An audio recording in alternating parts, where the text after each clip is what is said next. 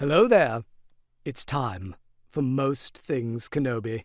I prefer all things Kenobi, but I suppose that's not the Jedi way. As long as it's not all things Anakin.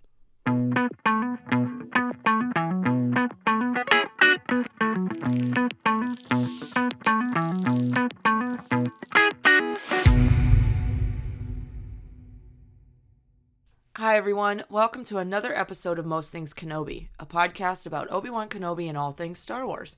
I'm your host, Leanne. And I'm your host, Lauren. And this week, Lauren twisted my arm, but here we are.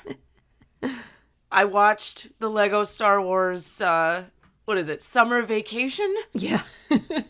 My first Lego Star Wars movie ever, after some persuasion.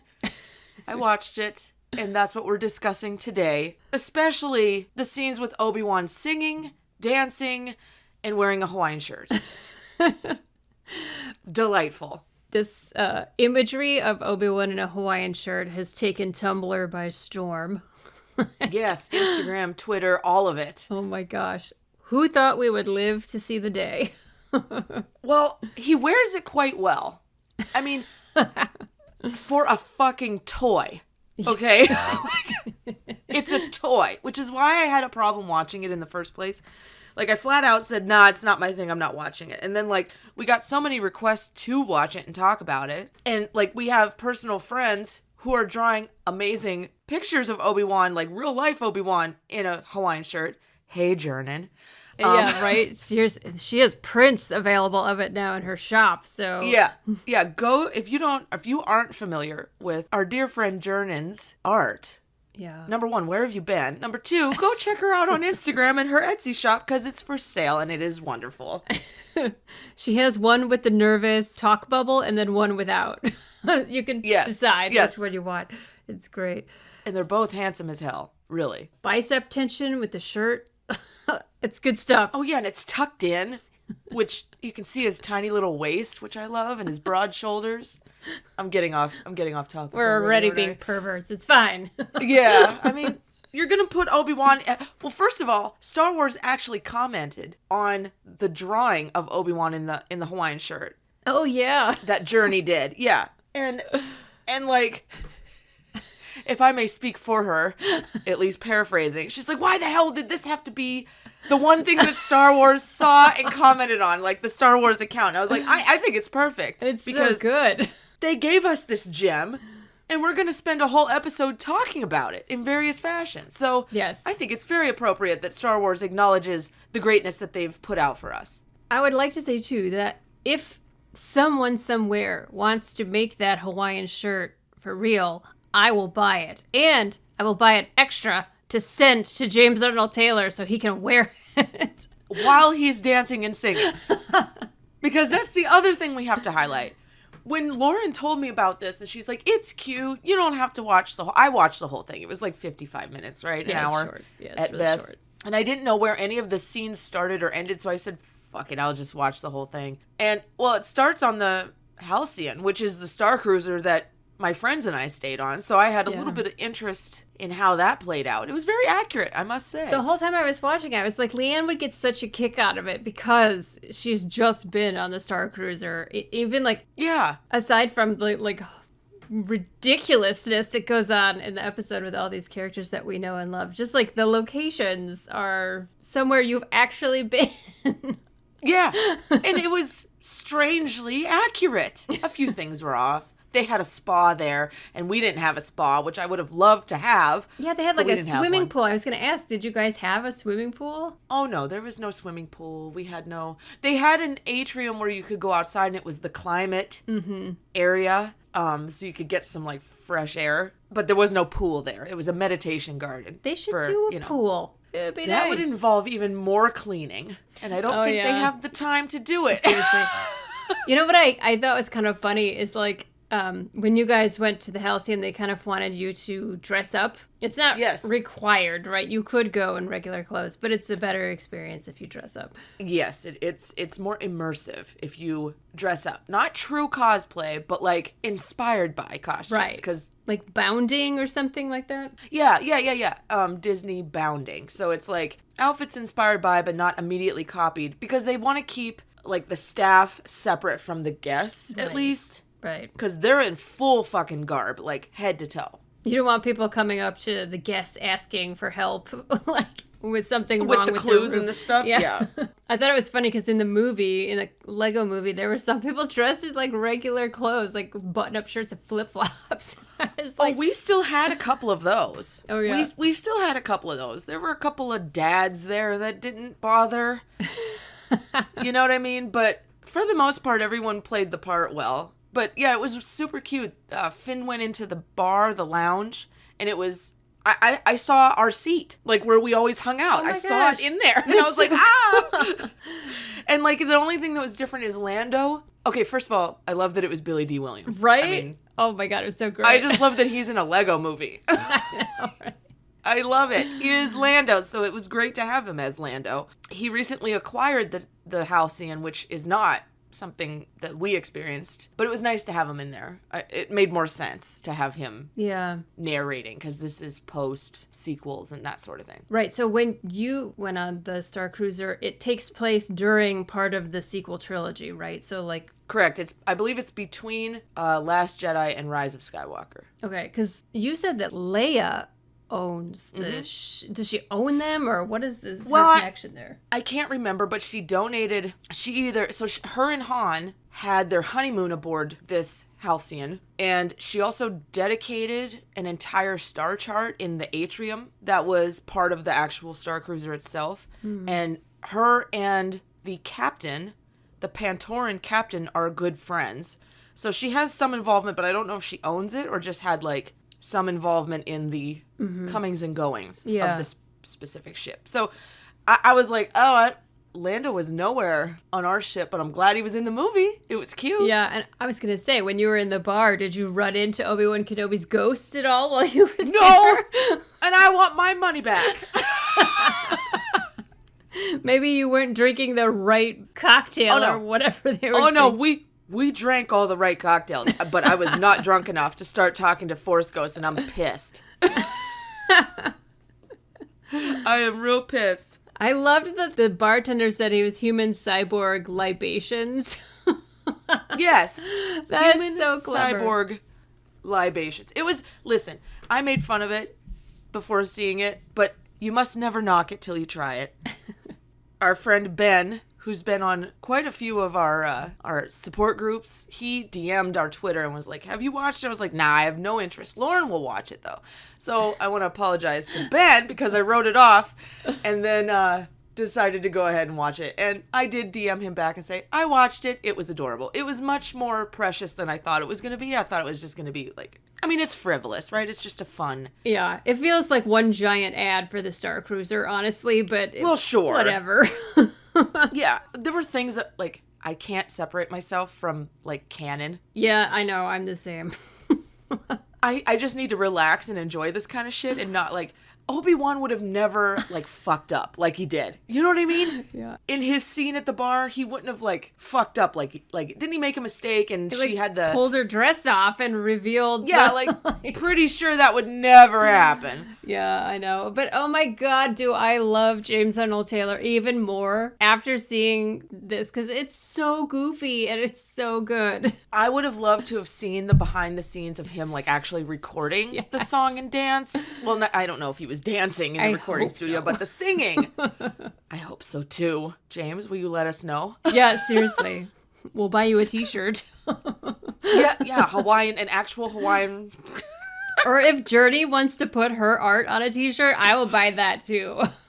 Okay, I agree to this as well. I love when Colvette tells him to blend in, and he's so nervous. He's like, okay, and starts dancing, and he's like, I'm blending in now. So uncomfortable. I'm really, really glad they had James Arnold Taylor as the voice of Obi-Wan and Matt Lanter as the voice of Anakin, and we'll get to that. That was delightful. Will get to that. Oh boy, it was cute. I love the awkwardness of it. I related to the awkwardness personally. And they had a Lego, what's his name? Oh, Salacious Crumb. Yes, they had a Lego Salacious Crumb, and I was here for it. Yeah. And Droopy McCool and Max Rebo and Size Noodle. Yep. Yes. I was strangely happy to see all of the regulars back.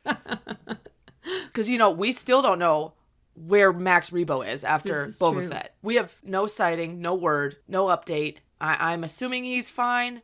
Rescue teams have not reported their findings. I hope he's okay. I hope so too. Oh my god. I just never, the very fact that we see, it's kind of like Attack of the Clones hair, Obi-Wan also, by the way. Like, yes, it was a mix. It was long hair. Yes, it was Mullet-Wan. Mullet-Wan in a Hawaiian shirt on stage with the Max Rebo band. Who thought we'd ever see that? It's very Miami Vice. His pants should have been white, though, if it was Miami Vice. Linen. White linen. Yes. So, Jernin, our dear friend Journey, could you add some linen pants to some white linen pants? Seersucker, nearsucker. Oh, my God. Yes!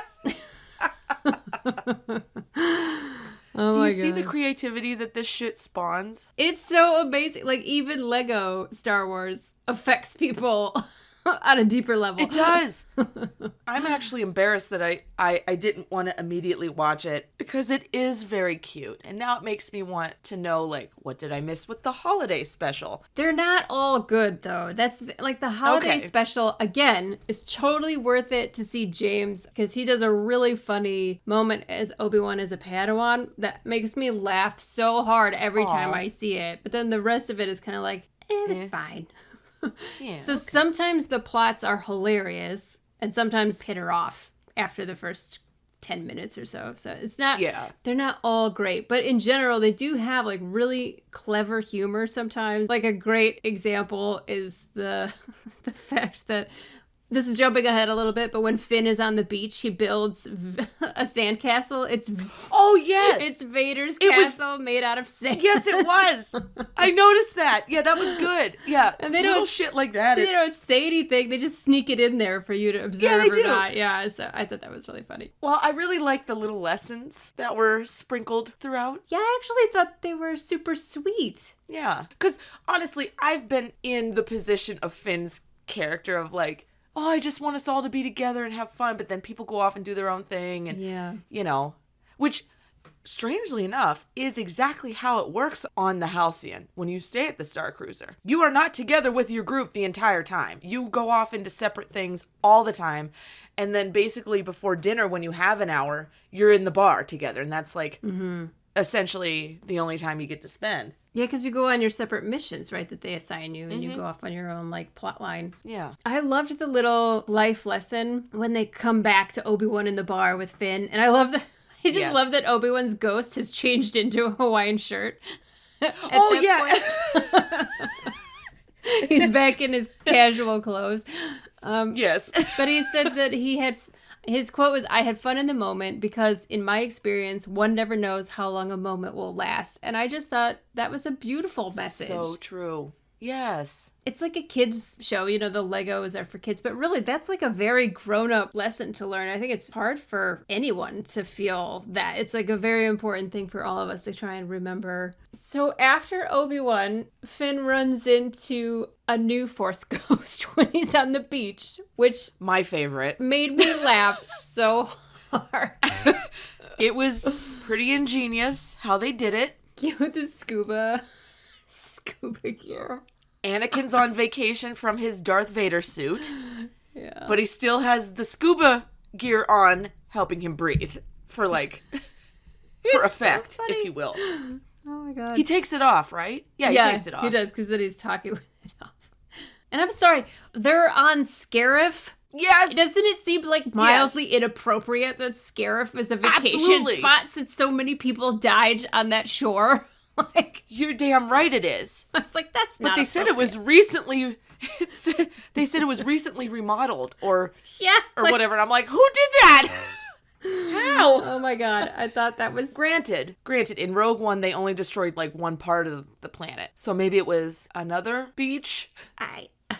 I don't think so, because the Emperor later says that he wants to put a shield port here, and we'll put the Master Switch way over there. Yeah, that's true. Which I thought was really funny.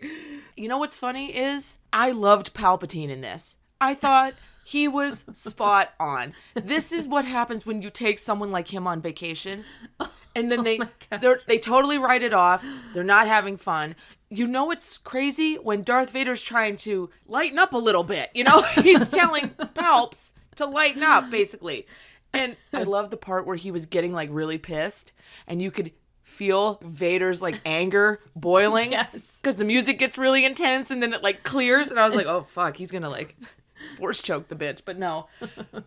And he's saying, like, I loved it. It's a swamp inside his suit. You know how awful it is? Yes. Oh my god. I loved it. I loved everything about it. I loved Vader's little hat and his drinks where the straw went through his, triangular mouthpiece.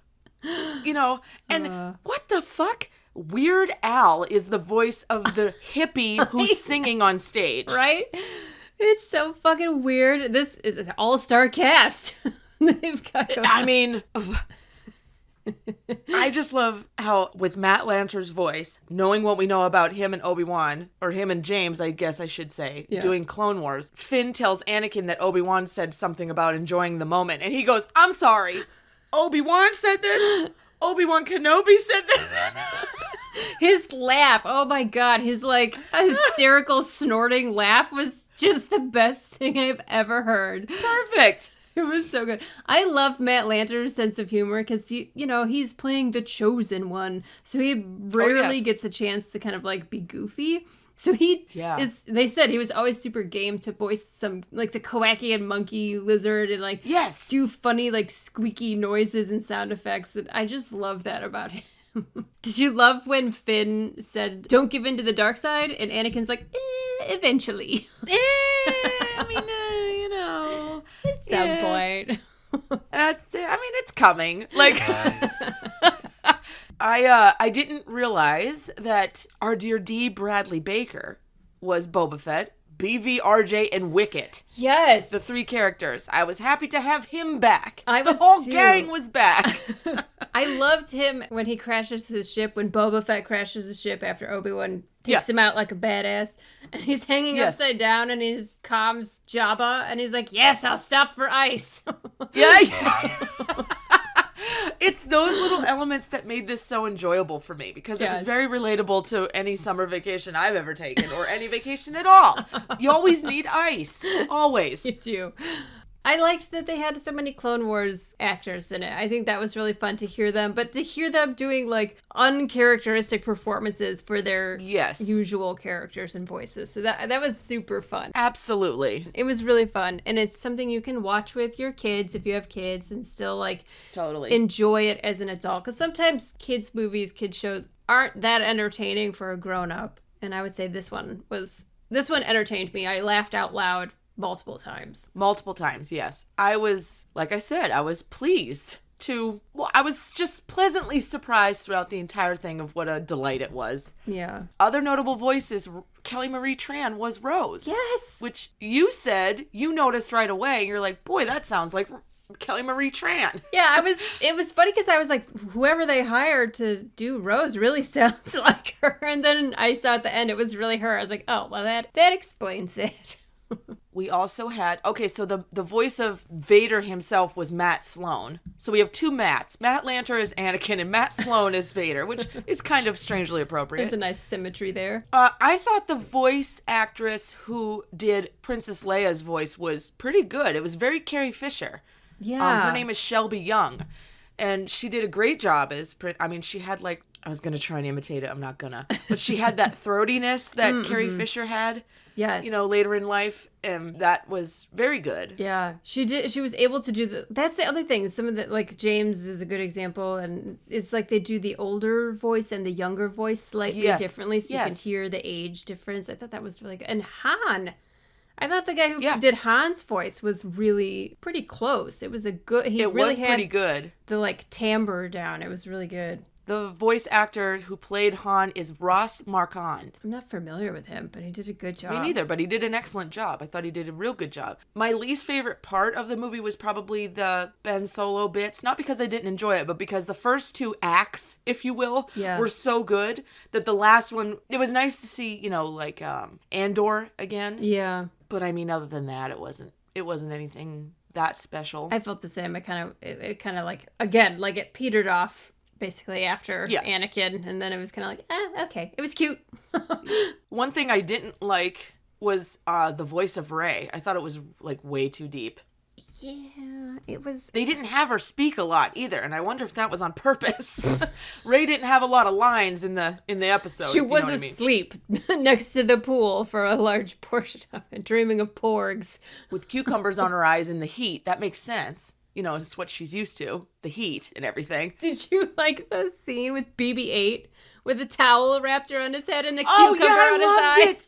Oh my, one cucumber over his one eye. It was adorable, and I want that as a plushie, like a stuffed too. animal. Oh my god, especially with the towel wrapped around the head. That was the so towel cute. wrapped around the head. Like, is it covering his 1 or 2 antennas? Is that like? Yeah. I mean, I know it's supposed to be like hair, but it's adorable. But it's the one cucumber over the one eye. Yes. Like, it was cute. It was very clever. I thought that was adorable. Did you happen to notice that Chewie had a Brazilian blowout even as a Lego piece? I did not notice that. Because I definitely checked to make sure the bitch had a Brazilian blowout in honor of the Brazilian he had when we were on the Star Cruiser, and he most certainly did. Excellent. He most certainly did. So he's represented properly. Okay. Good. Absolutely. I really loved the little Lego Bantha. Oh, me too. I want one. I know. And here's the thing. I was so afraid something was going to happen to it because Banthas are like so disposable in Star Wars at this point. And I hate that. I do too. Hashtag save the Banthas. Okay.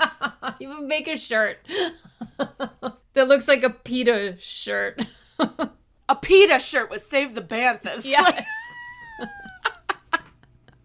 Don't sue us, PETA. We're just suggesting. We're not going to do it. Yeah, right. But for real, like, I was afraid. Because, in The Mandalorian and in Boba Fett, they're pretty fucking disposable. But this one lasted because, kids show, I guess. Yeah, I guess. But it was adorable. Well, what was your favorite part of the entire movie? I don't know. I'm like...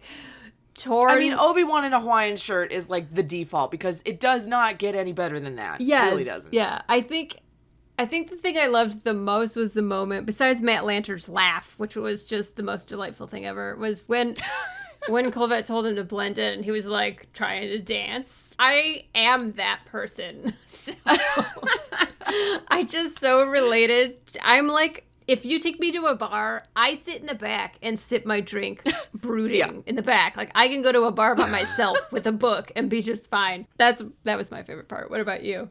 I think Palpatine and Vader just trying to enjoy themselves. Like an old married couple on vacation. Yeah, I really enjoyed. I was most pleasantly surprised by how delightful Palpatine, well, the Emperor, was.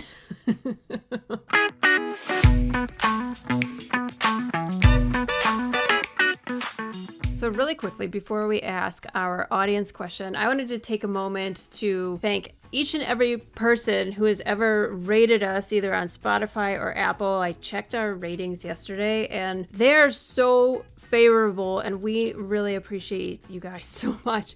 And all of our reviews. Definitely. Our reviews, I read through them all on Apple and they're so kind, so generous, and just so loving. And thank you so much, everybody. We really, we see you and we appreciate you. Every single one of you, thank you. Because we know we always say, if you like the podcast, feel free to rate us. And you have. And we really appreciate it. Thank you.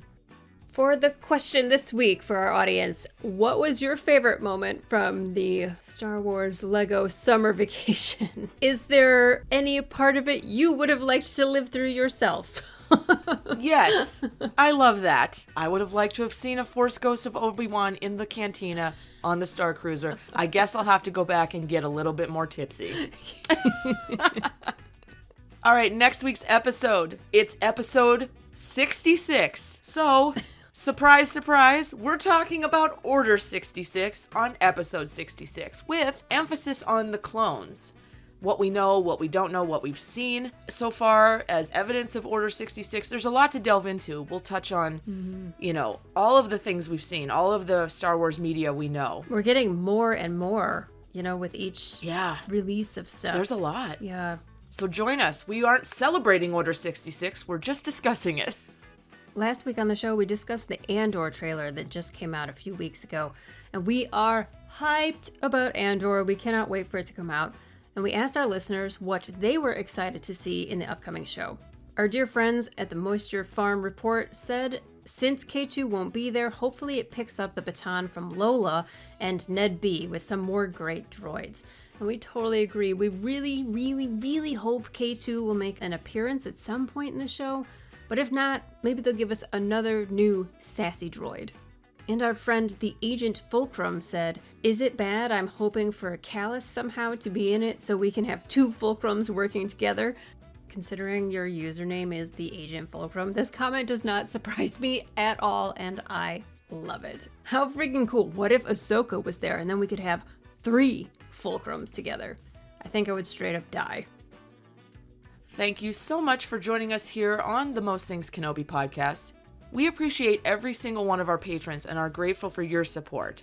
And if you'd like to support the podcast and become a patron yourself, head over to Most Things Kenobi Patreon, and there's 3 tiers. You can have your choice. We thank you so much. And as always, you can follow us on Tumblr, Twitter, and Instagram. And don't forget to subscribe on your favorite podcast player. If you enjoy our podcast, like we always say, feel free to rate us on Spotify and Apple, and we thank you for that as well. And if you need just one place to find all of these things, head over to mostthingskenobi.com. So until next time, my space twin, may the Force be with you. Always.